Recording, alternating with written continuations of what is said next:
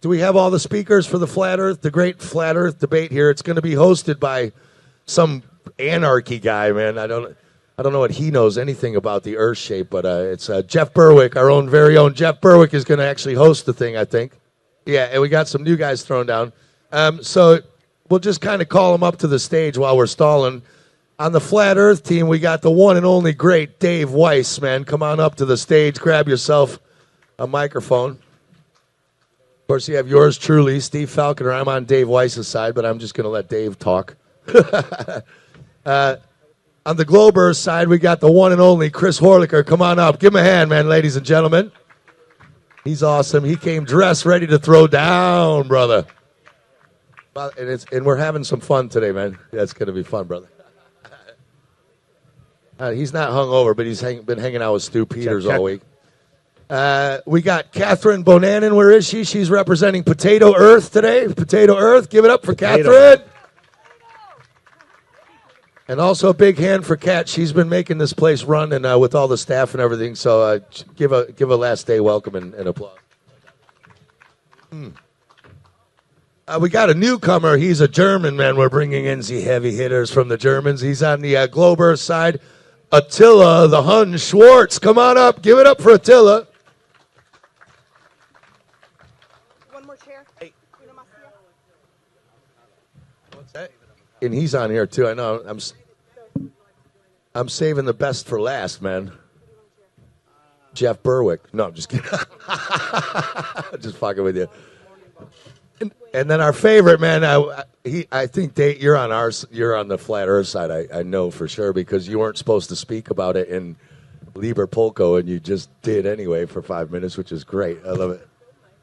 Well, yeah, your filmmaker did, but you didn't stop him, though, either, did you? David Avocado Wolf, give it up, ladies and gentlemen. We all know him, man. And our host with the water bong. I think he's on. I don't know. I don't even know what his view is. This is going to be interesting. He'll tell you. Give it up for the one and only Jeff Berwick, ladies and gentlemen. Thank you. So I guess I'm hosting this, huh? All right. So we got a flat, globe, and potato. All right. And I'm something else, and I'm the only one that's totally right. You'll see. So I'll save myself for last, maybe. We didn't even discuss what we're going to do, so... Do you want a chair? Yeah, we can have a chair, sure. Or you're on it, too? So you're flat? All right, we got 3 flats. I'm metaphysical Earth. Metaphysical Earth, all right. That's closer to me. All right, so I guess to start, I find this topic incredibly interesting. I went down every rabbit hole there is, starting with the Federal Reserve, and then 9/11, and then moon landing, which is tied to this topic a little bit. I found out about Flat Earth, I don't know, it's 5 years ago, and I was just like pretty much everyone. I was like, you're an idiot, right? Which is funny, right? Because that teaches you something, because they might not be idiots, and we'll get into that, obviously, and you can decide for yourself based on what we talk about. But I must have watched a whole year's worth of video. I was binge watching Flat Earth stuff. Eric Dubé, that was like 5 years ago. And I was just like, whoa, this might be true. And then I was trying, just like a lot of people, to disprove it, and I was like, I can't really find anything that disproves it. We'll get into that. And I started meditating like 7 hours a day, and then I didn't care anymore. So, and I'll actually get into that. Why? So how should we do this? Should we give we didn't even talk about this. Should we? Anyone have any ideas? Maybe we can let everybody introduce their theory.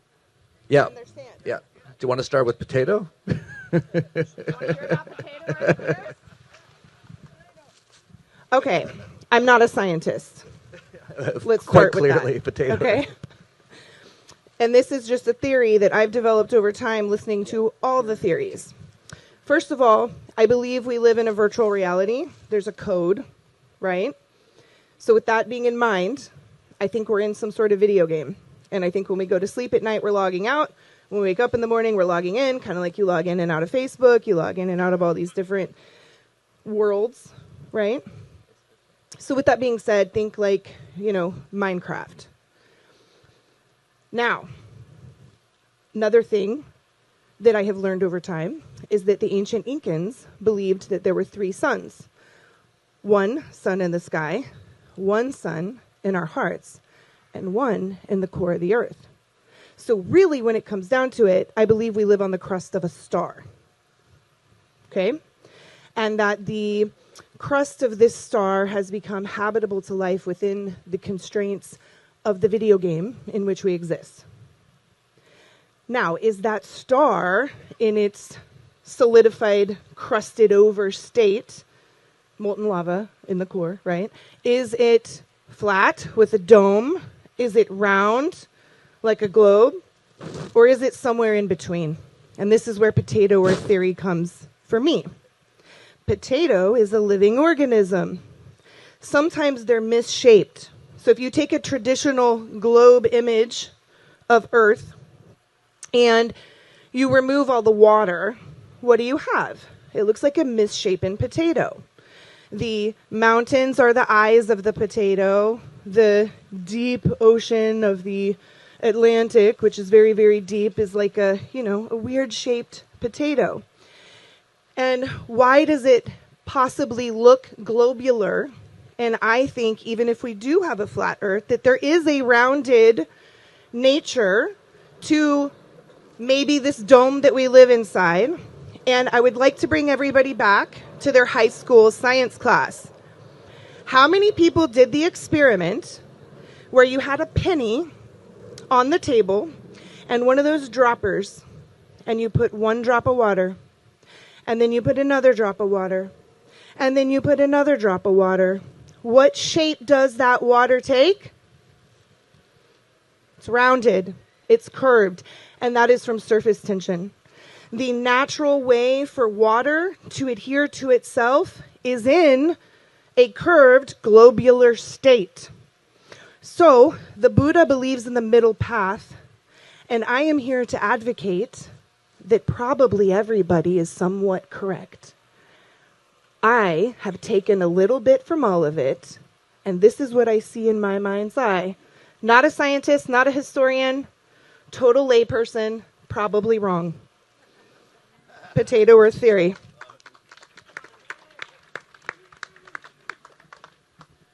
I like this potato Earth theory. It's very nice. So globe Earth, the globe. We've known about the shape of the Earth for well over 20,000 years. The doctrine of the sphere, it was created by King Atlas, not the founder of Atlantis, but he was the firstborn son of the founder of Atlantis, who, depending on who you're reading, is either Poseidon or Uranus, who is credited with the celestial sphere. And this, of course, was the great invention of the Atlanteans, who have been teaching this to us for a very long time, because this is what they built their navigation systems around. You cannot navigate the oceans in any sort of way unless you understand the shape of the Earth and the shape of the sky, and this was what the doctrine of the sphere was. It's very, very, very old. Now, we don't need to be as smart as an Atlantean to figure this out for ourselves, though. There's very easy ways you can do this. One, just look at something very, very far away over water, and it doesn't have to be a boat bobbing up and down. It can be a windmill farm or an oil rig or anything that is attached to the seafloor, if it's very far away, is sinking from the bottom up into the horizon. Very easy to see this. But there's lots of experiments you can do to verify this as well. One of these things is own a compass, because you cannot do triangulation unless you set your declination correctly. And what is declination? Well, if you know how compasses work, it's going to point to magnetic north. But maps they're not oriented to magnetic north. They're oriented to something else called true north. Now, what is that? Well, true north is the north celestial pole, where the stars are rotating counterclockwise around a point in the sky. And if you head south far enough, you're going to see something entirely different, a whole bunch of different stars rotating clockwise around something else called the Southern Cross. Now, if your declination setting is not correct, you will not be able to triangulate your position, because true north and magnetic north are not the same thing. And true north has to do with the spin of the Earth. So you're not going to be able to navigate with your map and your compass unless you are working from a spherical Earth model. The next thing you can do, own a scale, a high precision scale. And any drug dealers out there know exactly what I'm going to be talking about, because those scales come with a calibration weight, a little 1 gram weight. And why would they do that? Well, it's because depending on your altitude or your distance from the equator, the centripetal force acting against the force of gravity will be different, and your scale is going to register a different value for the weight of that 1 gram. And it's remarkably consistent all over the Earth, and you can even find some manufacturers don't even include the weight anymore. They just have a table that asks you to just input your elevation and your latitude, and then it gives you your adjustment for the scale, so that your 1 gram is going to equal 1 gram on the scale. So you could do that. Something else you could do really easily. This is going to get a little more tricky because you need to have some developer skills. But I think everybody here has a smartphone, and inside that smartphone is a chip with a gyroscope. And that gyroscope tells the phone whether it's in portrait or landscape mode. But you can also access that gyroscope, turn it on, and just leave it on the table, don't move it, come back an hour later, and it will have registered 15 degrees. Come back an hour later, 30 degrees. Hour after that, 45 degrees. And you wait 24 hours, and what do you know? It's gone all the way around. But it's just been sitting there on the table.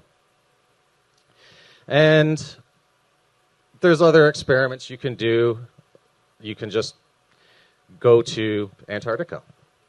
The flat earthers have been saying, you can't go there, you can't go, you can't there. Well, a flat earther went there last December and noticed that the sun never sets in Antarctica. And so he was immediately excommunicated from the flat earth group. So, yeah, I think, just use your eyes. And do we have any people from Australia or New Zealand here? Yes? Do you have 16 hours of daylight all year long? That map does not have 16 hours of daylight. We're just doing introductions right now, not doing all of our arguments. It might be time to pass the mic so we can introduce ourselves. This is so I'm just saying that's my position. It's very easy to tell this, folks. You have all the tools, and we've known how to use them for thousands and thousands of years. Hey, just before you start there, thank you, Chris. I was so well prepared. I'm doing fly. So I was like, okay, we have an hour. We have 7 people here. So if everyone takes 5 to 10 minutes, but definitely less than 10 minutes, we should be pretty okay. So just keep that in mind. 5 minutes is totally fine. Don't try to keep around 7 if you can, or less, because we can also debate it at the end as well. Okay, so my position is that everything is astral, and that only the observer consciousness can actually create the reality it sees for its specific frequency. Everything comes through what I learned yesterday through the hara, so through or out of the center point around the torus. Also, which is little known, which is the hyperboloid, which you can see with the galactic jets that go out to create a full 3D shape of the conjugate geometry of the universe. So now today I was thinking, well, I could prove a lot of things, but then when I looked up the definition of proof, I saw that it meant beyond a reasonable doubt. And the word doubt I don't like, because that is then subjective and up to interpretation. So I thought, okay, I'm going to do this differently. I'm going to give evidence that one of the foundational pillars of the flat earth theory, which everybody can check on their cell phone, in fact. And actually, it was this woman, what was it? Kat from California was on Stu Peters' show last week discussing chemtrails and talking to the chemtrailers. And she had cited this Flight Radar 24, where you can actually track all the planes. You can get the numbers, what they are, what type, where they're going from, where they are in their flight. You can actually get altitude, knots, all that stuff. Now, if you look at the flat Earth that's behind me, I believe. Okay, so you have Australia opposite South America, and you have Africa opposite sort of New Zealand, and these are of great distance. And then you also have, obviously, the center, which you've got, like, New York and California and Europe. So what I did is two methodologies. One is I took a look at direct flights from Africa, or from Australia, Sydney, to Johannesburg, South Africa. Also from Sydney to Santiago, Chile. And not really taking into consideration the flight paths, I looked at the duration of the flights. And the duration of the flights were around 13 hours to get across. And then I looked, obviously people know about the duration of flights probably from New York to England, it's like 6 hours. But then I also looked at the duration of a flight from LA to Istanbul, which is 18 hours. Which, if you look on the map, is way shorter than any of the other distances. So if you go on Flight Tracker, right now you can find planes that are in the air, where they are, and how much or how long they've traveled, and how much travel they still have yet to do. And just that in itself kind of discounts this type of geometry. And it also runs contrary to what I would consider the as above, so below models, which the Earth is a torus. We don't see the South Pole for a lot of reasons. The North Pole is also basically where the hara, or the center point is. Actually, our North Pole and South Pole are reversed. The North Pole should be the South Pole because that's where the energy comes out, and that's where the sustained life is in the northern hemisphere, and not so much in the southern hemisphere. So it's really reversed. So this is how there is no space and time ultimately, and everything is in the center point, and everything sees each other and experiences each other, or itself rather, from the center point, and everything that's outside of that is the illusional world. And we are here to experience the illusional world, but there is a universal conjugate geometry to all that to make that possible. And that's why we're all here. We're all one. We're all in one spot. Every cell, every being in the entire universe is in one place, and that is in the middle at the 0 point. Okay, that's my argument.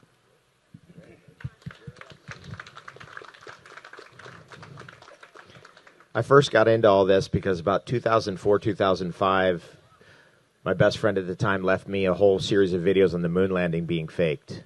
And in that, there was a scene of Yuri Gagarin, supposedly the first man in space, and it was lit up like it was a studio. And that was the first moment that I got the idea that the whole thing could be fake, that the whole manned space program was fake. That was the first time it hit me. So since about 2005, I've been looking closely. Something. Then comes the Flat Earth download. So the Flat Earth download is just all you have to do to understand what we're talking about is know that what they're telling you is crap. There's no way it can be correct. There's no way it can be true. And the easiest observation is with your own eyes. So for many years, because of the grounding stuff and just things that are just super obvious, we cannot see them because they're right in front of our face, including the horizon itself. The horizon is an artifact of your eye. The horizon doesn't exist out there. It's made in your eye because you have a focal length. If you change the focal length of your eye with a telescope, the horizon changes. It's very simple. Anybody can prove that. So supposedly, apparently, if you're on a curved surface, because you change the focal length of your eye with a telescope, you could see around a corner. You could see around the curvature. If I go up Ku'amo'o Road on Kauai, where I live, it's 200-foot elevation. On a clear day, I can see all of Oahu, including the 90 miles away from my eye back mountains. 90 miles away from my eye. It should be the ocean should appear to bulge in front of me 3,000 feet and obscure everything except the tops of those mountains. But that's not what I observe, and it's not what you observe, and is what you can't observe, the ocean bulging in front of you. It appears flat. The whole island is visible, both mountain ranges, and even behind the island is visible. Are you seeing around a corner? That's with my own eye. No telescope needed. If I get a telescope, I can see further. Am I seeing around a corner? It's a very simple observation. Once you have that observation, which is essentially the curvature of the Earth's supposed curvature, whatever, is 8 inches times the distance in miles squared. So it will accelerate as you go further away. It should appear to curve away from you. But you don't observe that. And you can't observe that. If you're in, let's say you're in Niagara and you're looking at Toronto, you see the whole city, everything. It's not obscured by 600 feet. It's not obscured at all. The only thing that it's obscured is the layer right above the water because of the waves. But above that, you don't see 600 feet of curvature and then the building sitting out on top of that. You see the whole city. If you take a telescope out on it, you can see everything. It's 40 miles away. Depends on where you are. It could be 50 miles away. How do I see am I seeing around a corner? See, everything is obvious. It's always obvious. You don't need high-tech equipment. You just need observation. Now, the next thing that happens is that everybody immediately goes, well, it's not this rational model, so it has to be this rational model. Says who? It doesn't have to make sense. It's an entire artifact of your consciousness. It doesn't have to make sense. No map is entirely accurate. Every map is inaccurate by 5 to 10%. Why? What are you talking about, 5 to 10%? Why isn't it down to the nanometer? How come? Don't we live in a rational universe? We do not. We live in a rational and irrational universe. It's both of them. Now, the ancients were aware of this. And if you talk to Lydia and Arturo, you'll see that this amount of columns on this side and that amount of columns on this side, when you divide one by the other, you get usually phi. You get an irrational number. They knew about the irrational.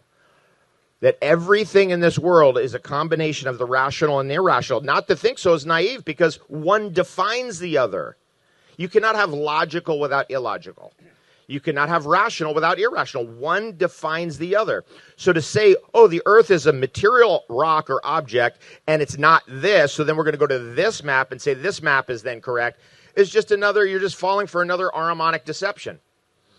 Here's another one. One of the top guys in the Air Force of a particular country, actually the top guy who created the Air Force for his country, is a friend of mine. His name's Saif.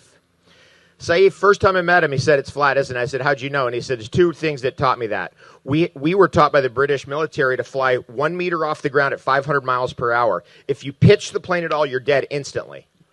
You cannot pitch the plane. At 500 miles an hour, the Earth's rushing up at you very, very quickly. And think of 8 inches times the distance in miles squared. What does it work out to be? It's like 600 feet at 40 miles. It'll come up pretty quickly. If you're flying 500 miles per hour, you're going to have to pitch with the curvature of the Earth to stay 1 meter off the ground. That was one thing that alerted him. Another one is that when you're flying a squadron, you have what's called a AWACS, which is like your radar plane. And that radar plane is over 100 miles behind them, but it's up 10,000 feet above them. And he kept going, how come it isn't falling below me, or at least on the equal level with me? It's so far back that it should be, by the curvature of the Earth, be at the same level as me. And that was another thing that bothered him. Here's another one that bothered me in engineering school. The idea that the spinning Earth has the exact locked-in same momentum, the Earth rock itself and then the atmosphere itself. There's going to be a deflection, meaning when you get a plane off the ground, there's going to be a deflection because the atmospheric movement or the velocity or the way that the atmosphere moves over the Earth isn't locked in with the Earth. So there's going to be a change in the atmospheric velocity that hits that plane so that the plane, when it lands, has to account for that. So if you go up off the ground and the Earth's moving underneath you, the atmosphere is moving slightly different than the Earth. It has to, unless it's locked in, and I'd love anybody to prove that that's true to me. And so therefore, airports must account for that. Planes must account for that. It's something that has to be accounted for. It is never accounted for. No airport orients for example, if you're going north and south and on north-south runway, the Earth's moving underneath you from the west to the east, so you have to account for that movement in the airplane, even a little bit, even just a slight amount. And if you don't account for it, then there's going to be some angular velocity that's different, and so the plane cannot exactly land without accounting for that. But they land every day without accounting for it. The only thing that determines the orientation of the airport is the dominant wind direction, and that's it. The north-south airport or the east-west airport is no different, but it should be different because the Earth's moving underneath you. You see what I'm saying?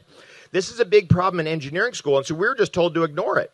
And I was like, I don't know. That was a thing in my mind over the years, that the angular velocity of the atmosphere can't be the exact same as the Earth itself, and it has to be accounted for by an airplane that removes itself from the rock up into the atmosphere. Just another observation.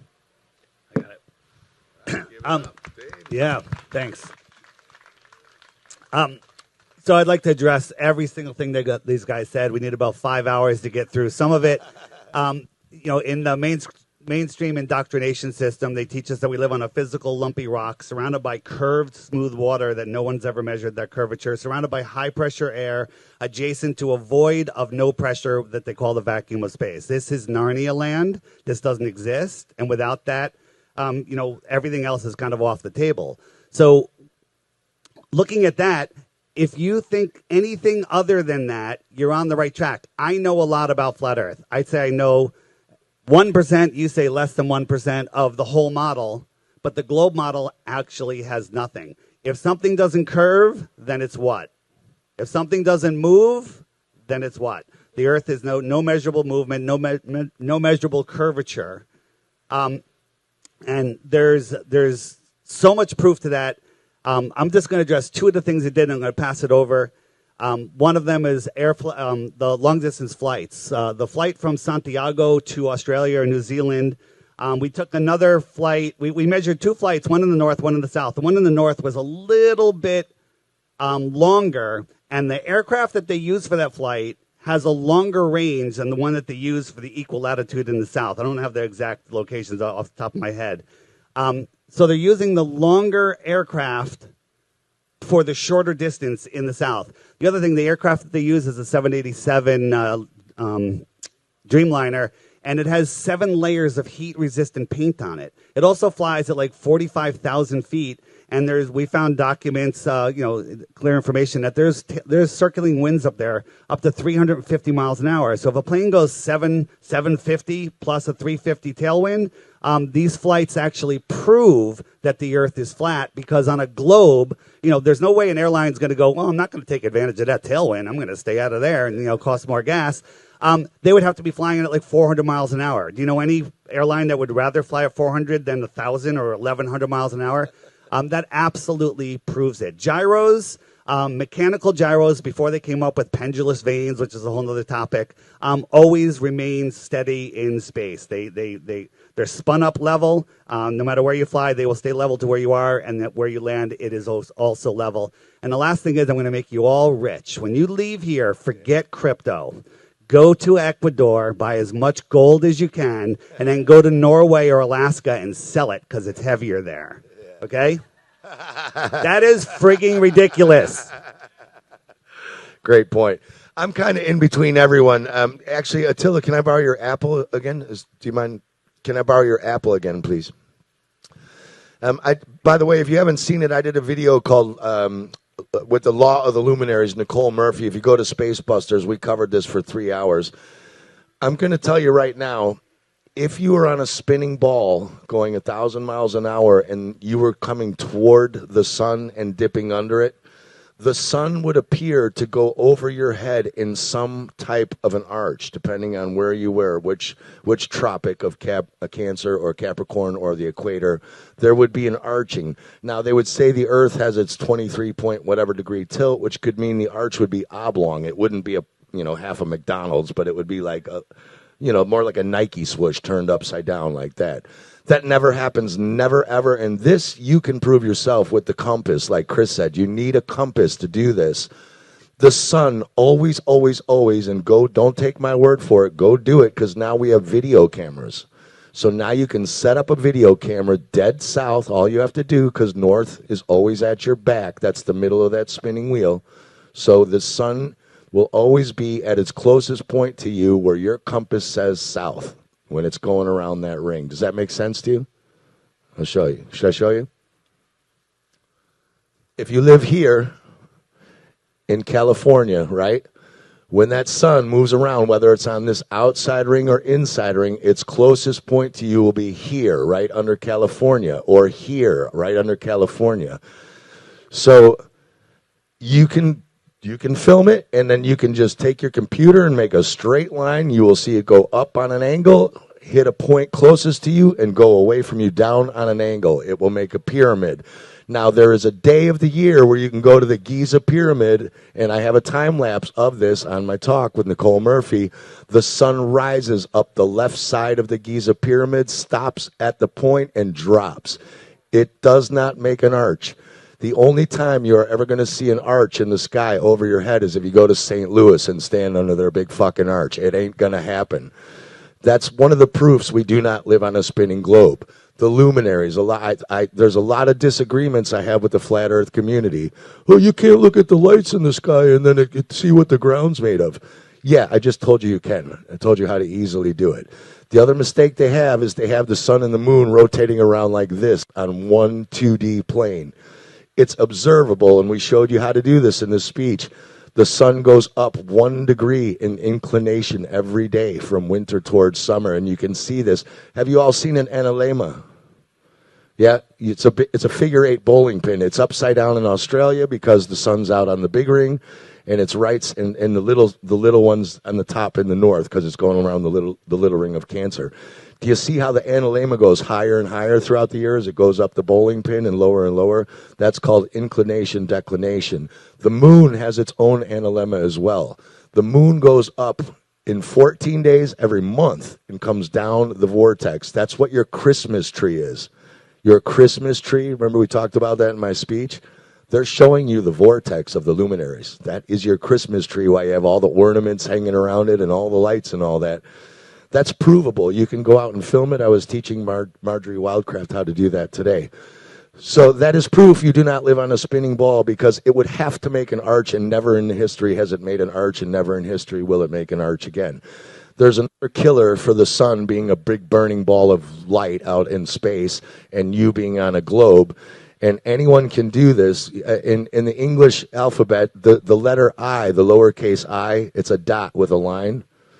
If any one of you go out to sunset, or just take a thing of water in your house in the dark and get yourself a flashlight and then hang yourself a light bulb, a ball of light, like a light bulb or a sun burning a ball, it will never make a straight line across the water right at you as the sun sets. You ever watch a sunset and you see the sun and you see a straight line coming right at you?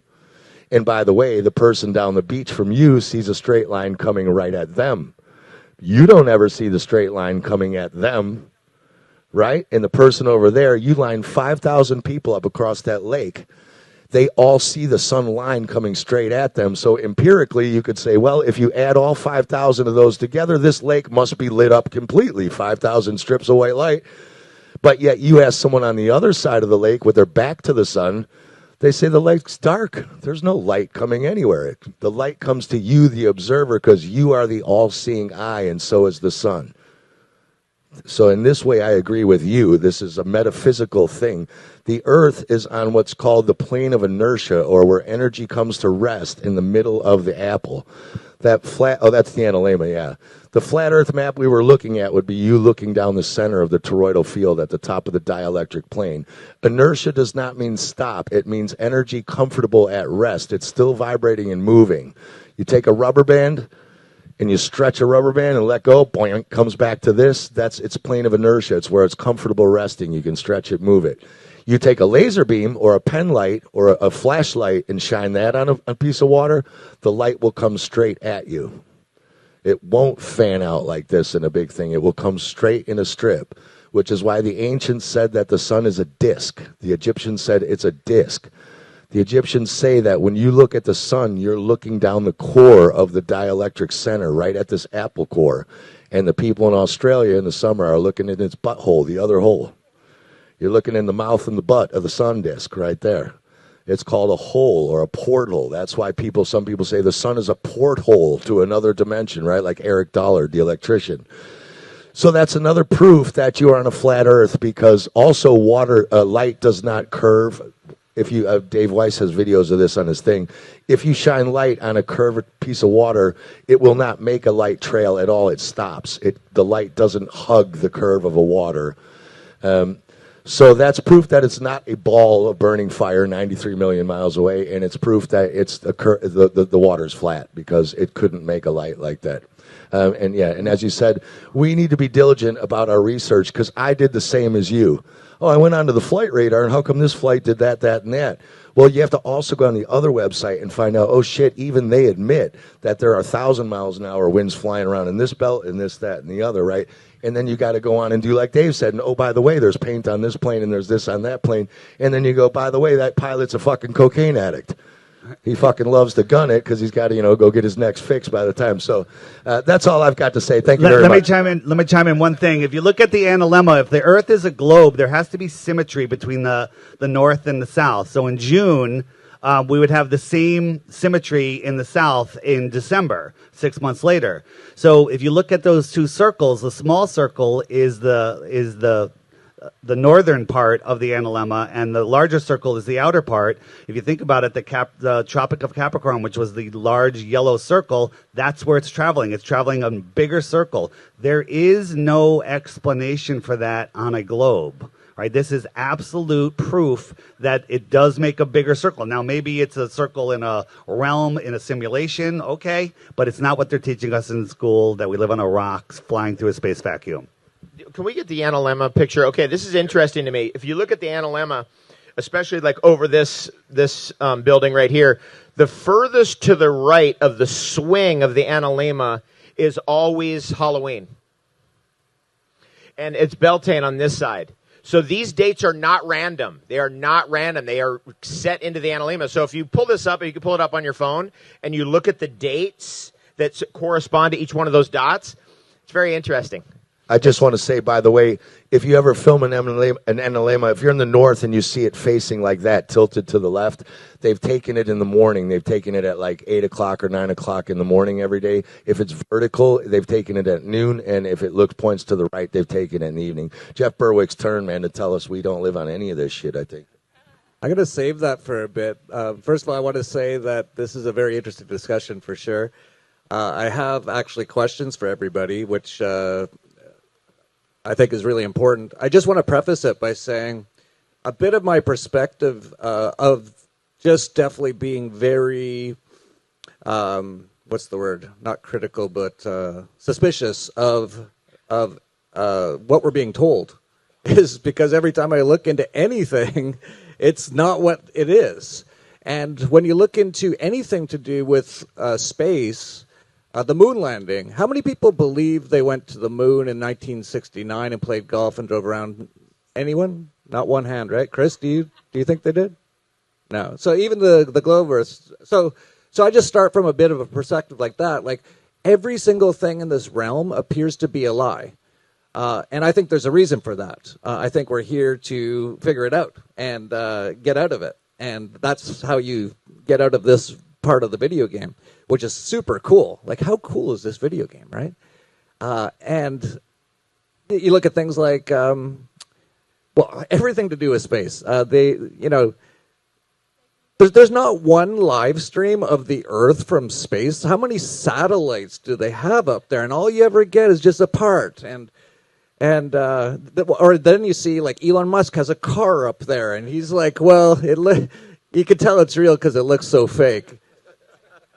And all those billionaires keep trying to go up, and they just never make it. The Virgin guy, and they're all in the same club that we all know about. And they just keep putting this out there. Now Musk is like, we're going to go to Mars. Why don't you try to go to the moon? No one's been there as far as I can tell. The Chinese, or was it, did anyone see the Indian moon landing? It was like a 1979 Space Invaders image. no human has still gone back since they went there 50 years ago with technology that would be basically impossible. If you look at the lunar lander, it's like, okay, is this a joke? Because it must be a joke. Then you have Buzz walking around. He's drinking all the time, telling little girls he didn't go to the moon. He can't handle keeping this lie going for so long. So everyone pretty much knows that's a lie, right? So then why would we believe anything those people say? And they say it's a globe. So just starting there, I just suspicious and doubt everything. So I do want to see things with my own eyes. And I think those with your own eyes things are the most important. And I have a few questions about that. The first one is, I got a bunch of questions here. So we're basically kind of into the more of a question and answer part, which I might just leave because I've got a bunch of good ones. So David, you've said that and everyone, a lot of people have seen this, that you can see way farther than you're supposed to be able to see. What do you have to say to that, Chris? Have you seen that yourself, or do you think everyone's lying, or do you have an answer to that? Check, check. So this is a fairly standard tactic. I shouldn't be able to see this thing. Every single time, though, the calculation that they do does not factor in atmospheric refraction. And we all know what this is because every time you see a weather report, one of the things that they report to you is the refractive index. And they report that because it tells you how much light is going to bend and curve around with the Earth. And so, yes, you can see over the horizon. And the higher the refractive index, the further over the horizon you can see. And there are tools that can factor this in for you. And as soon as you do, of course, then it shows you exactly what you're looking at. This all goes back to, I think, a fundamental flaw I see in the flat Earth community. And this goes around building your expectations. And whenever reality doesn't conform to their expectation, then they declare flat Earth is true. And this is not how science works. This is not how any sort of argumentation works. You can't prove something through a negative. It just doesn't work. So when the expectation is not matching reality, you don't necessarily have to change your view of reality. You have to also challenge the expectation that you built. And did I mess up there too? And I never see that. I never see them do that. But the answer is very simple. They're missing a very important calculation, which is the refractive index. All right, let's. I'd love to see an example of your globe religion refraction. But if you think about this, how come if there was a building out here and David Avocado Wolf walked down the street and then took a right behind the building, how far would he have to go before he refracted out so I can see him again? Right, the refraction doesn't happen on the globe websites, on the flat Earth debunking websites. They say, all right, observer height, distance. Okay, there should be 1,000 feet of curvature, but I see a building that's only 500 feet tall. It should be the top of that building should be 500 feet below the curvature. So then you slide the refraction thing until you can see it, and you go, that's how much refraction there is. Therefore we can see it, right? So we went on their website and we said, okay, an observer at 10,000 feet. I want to look at something 24,901 miles away. Now, for those of you that know that number, that's the circumference of the Earth. And it showed me that with a certain amount of refraction, I could look at the back of my head. This is Narnia nonsense, okay? So here we have a lake, and we have a P1000, just 6 inches off the lake. And we have these four lights out here, and they're 8 miles, 7 miles, 6 miles, and 5 miles. Now, I added 50% refraction, 50, just because we can give the globe every benefit of the doubt. And it should be 30 feet, 22 feet, 15 feet, and 9 feet. No, this is feet. This is feet, because it's just 8 miles away. Whoops. Hold on. It's still up. All right, so with a ridiculous amount of refraction, we can see these lights. Now, let's look at the flat Earth versus the globe Earth. On the top section there, I got my camera 6 inches off the ground, and I could see all 4 lights at the same level because the Earth is flat, and I'm looking across the ice. Large bodies of water at rest lay flat, and they freeze flat. right? On the bottom, we have the camera 6 inches off the ground. The horizon, according to the globe math, should be less than 1 mile away. So those lights, the orange, the yellow, the red, the blue, and the red, are refracting up different amounts perfectly to lie in a tangent line with the curve, the physical curve of the Earth. They don't refract higher, they don't refract lower, they just refract, right, which is frigging ridiculous, to the exact tangent line. This is just an excuse, then there's no way they can ever demonstrate it. Well, this is a great experiment. I welcome everybody to do this experiment. Many flat earthers have done it. We love doing it. It's a great one. You get a laser and you go across a body of water, like the Bay of Monterey is a famous one, and say it's 14 miles. Somebody's standing a meter on the other side with a mirror. So they're on the other side of the bay with a mirror at 1 meter above, so you're not getting all the distortion from the waves over the ocean. And then the other person has the laser at 1 meter height, and they're hitting the mirror on the other side. And so then you'll see the flash from the mirror on the other side. It's not, the laser's not curving over 14 miles, which is significant. It would be over 30 feet, as you just saw right there. What's going on there? It's exactly flat. In fact, all bodies of water on Earth are flat. Water sits flat. It's really, the flat Earth model, we love to say, is really the flat water model. Yeah. Okay, hold on. Pause. Multiple things to say here on behalf of Potato Earth. Okay? 1. All of you can go to YouTube and watch this experiment be completely debunked. There is a flat earther who made a YouTube video where they did the mirror and the light, and it was not flat. It showed a curve. They were off on their height, and the video ends with, "Oh, shit," because he realized in the moment that that experiment didn't work. Additionally, you can absolutely see refraction of the light tonight on the sunset. Anybody who's watched the sunset here in Acapulco, you'll notice the sun looks bigger as it's going down over the horizon. This is because of the moisture in the air and the moisture on the water. You're actually, as the sun is going over, you are seeing around the curve. You are not actually watching the sun itself as it completes its set, because it is reflecting in the air, and that's why it looks bigger. And if you actually watch it, you can kind of see the shape change, because you can see when the actual sun goes behind, and you can see when you're actually just looking at the reflective light. And I've watched a ton of sunsets here over the water. And then third thing is actually a question about this. When we were showing, don't show my video yet, Luigi, the flat earth one with the sun and the moon going around, here's my question. If the earth is flat, and if you can see and see and see and see you indefinitely, hold on, even with a telescope like you all argued earlier, why is it that the sun becomes invisible when it's spinning around? Why can't somebody get a telescope and see it? What's creating that shadow? Because light is infinite and it continues to go. And we can see things in the past. Basically, if we go back in distance far enough, light is transmitting information, right? Why can't we still see the sun if it's going around that way? And why do we see stars instead? Okay, so this is interesting. So you're saying you can do a laser, and to me that makes sense. If it's a laser, it shouldn't be bending, I don't think, right? Unless you can with a laser as well?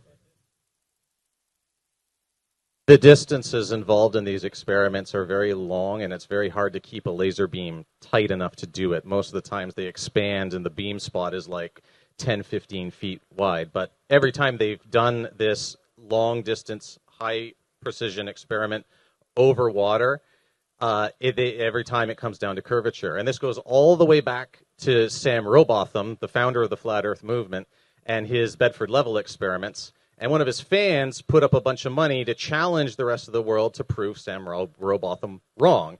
And along comes a civil engineer and does it and takes the prize money. And then the flat earther who created the contest threatens to kill the guy and writes a whole book calling him a liar and a con artist.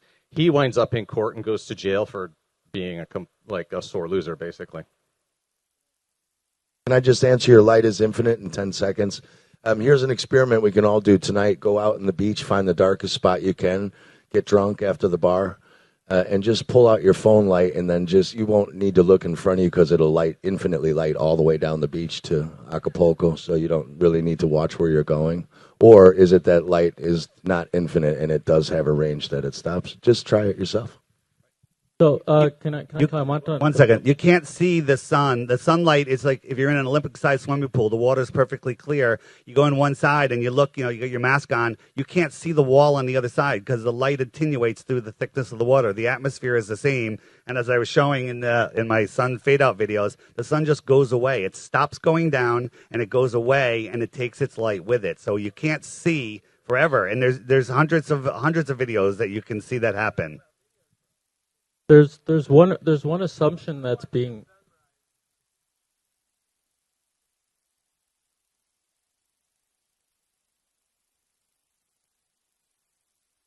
testing. So Novi and I have sailed across the Pacific. I've sailed both ways, in the northern and the southern hemisphere. Back in the day, I was believing fully in the globe Earth. We had this faster. Oh, no story. Point is, you can see the sun, the top of it come up. You can see the bottom of it appear, and it doesn't fade away. Okay, can I point out something that sort of is an assumption that's being taken on here, which is everybody thinks that the Earth is 100% spherical. So if you were to even take a beach ball that's completely full, if you were to look at it under a microscope or even something that magnifies it slightly, you'll see there's imperfections everywhere. So to measure one distance to the other assumes that it is completely curved exactly specifically to that of the Earth. Another thing that kind of bothers me, I suppose, is that we're discounting the Pythagoreans, we're discounting ancient Greek knowledge with ley lines, with the zodiac, with the constellations, astrology, which the ancient Chinese used a lot to determine the future. These are all things that were already contemplated by great philosophers a long time ago, and it seems as though it's unfortunate that our civilization is regressing, but it would be nice if we could, kind of not, I guess, create this infighting in our community here, because this seems to be one of the contentions I find is discussed the most, and it is the most separating topic that I've seen. Well, that's actually the question. Sorry, that's what I think a lot of this is it's. We always seem to find something that divides us right when we're trying to get close to the truth on a lot of things.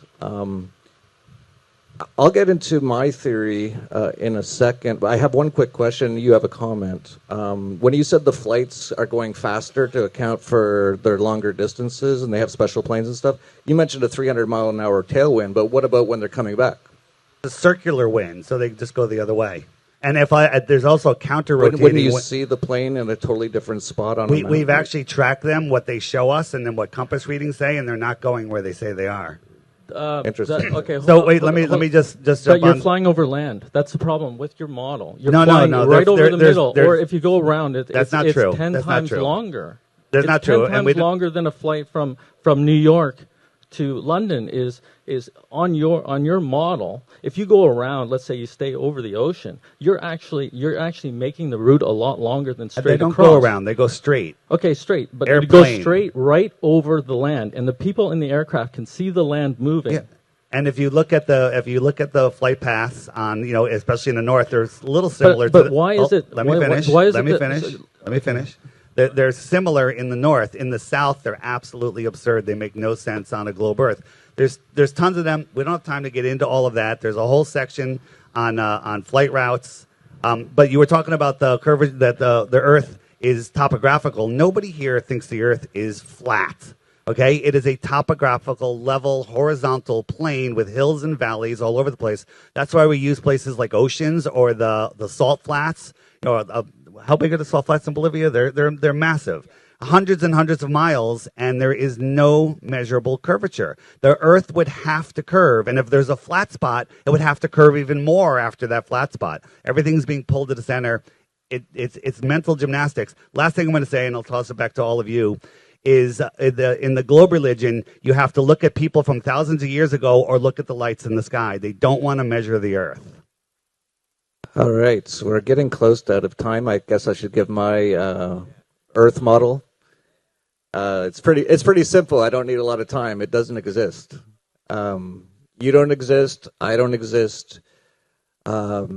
This is basically like a fever dream or a 3D video game or a Truman Show, which we all have individually. And the more that you really meditate on it, the more you see that's exactly what it is. So that's when I just dropped caring too much. I was super into the flat Earth. Even still, like, it's very interesting. It definitely is to hear all these ideas and stuff. But I don't bother with that anymore because none of it's real. And I can even, just on a scientific level, what we're seeing is not actually what's there. It's what our eyes seem to get from waves or information. It gets computed, and then it gets played for us in our mind. So none of this actually exists. And the one thing I would say is, and it's really cool that people try to look into these things, and that's part of your video game that you're playing, right? And that's cool. I would say there's a much better level of a place to go, which is to not even, because what we're all doing here when we're talking about these things is we're using our mind to try to figure out something. So I'm really glad it came up, irrational. I'm glad it came up. What was the term you used about all this, Tilla? It was Astral. Yeah. So, and even Catherine, I was really surprised on your theory. That's actually a pretty good theory. So those are more where I think the answers are. And I would actually say you can spend your life basically trying to figure it out with your mind. But you're in something that isn't even real, trying to figure out. It's like being in Grand Theft Auto, and you're trying to figure out the code and stuff. It's like none of it's real. It just gets turned off at some point. It's all your individual experience, and so clearly none of this is real. So why are we worried about it? And I would just suggest that everyone, I know a lot of people here, definitely David, are on pretty close to this level anyway, that you don't even really need to worry about this stuff, because do the work and get more into a meditative state where you're out of your mind, because the mind is actually creating all of this. And once you get out of that, then none of this even really matters. And then you can actually decide if you want to just enjoy it. So I'm out of it most of the time. I'm pretty much out of it. But I can enjoy this. I'm like, wow, what a cool part of the video game that you can't really fully figure out what even the shape of the Earth is. Like, we just can't. There's no one thing that you can just. It's a hard proof. I'd actually like to just see it. That's what we should actually just do. Get a hot air balloon right here next year, and just go up as high as we can. At some point, we got to see if what shape it is, right?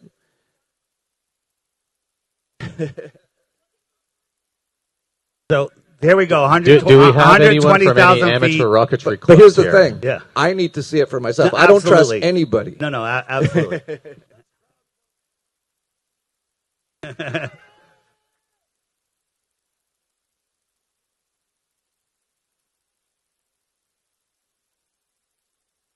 You go to a carnival and you see the mirrors, the only way you ever see is a flat mirror. When it's slightly bent, it's distorted. Right, and that's not what reality shows us. I got you.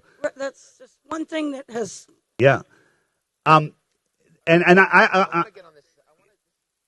hold on. I agree with what Jeff's saying, but in my opinion, it does matter. If you're spinning out of control, lost in space, that is a place of fear, and that is a place of disconnected from reality. This is our minds, and in reality, when you put the globe over it, it literally disconnects you. That's why I fight for this so hard. And as I said, I know 1% of the model. Right, the globe is freaking ridiculous. For those of you who know what I'm saying, and I think that's my point. I just want to just elucidate this little idea here, because I spent a lot of years studying it, and I thought it's very interesting. It'd be interesting for all of us. Okay, so how many V1 and V2 rockets did the Nazis launch against Paris, Brussels, and London at the end of the war? Anybody know? The V1 and V2 rocket was not actually surpassed by the Western powers or the Soviets till at least 1959. Does anybody know how many they launched? 12,000. 12,000. So this idea that they've psyoped us with is just the rockets. It's 12,000. Look it up. You can look it up on your phone.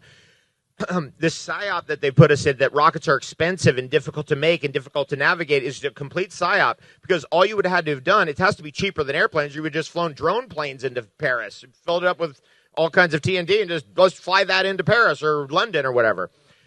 So the rocket scam is basically like, hey, look over here, check this out. So I spent a lot of years trying to figure out what the satellite program is.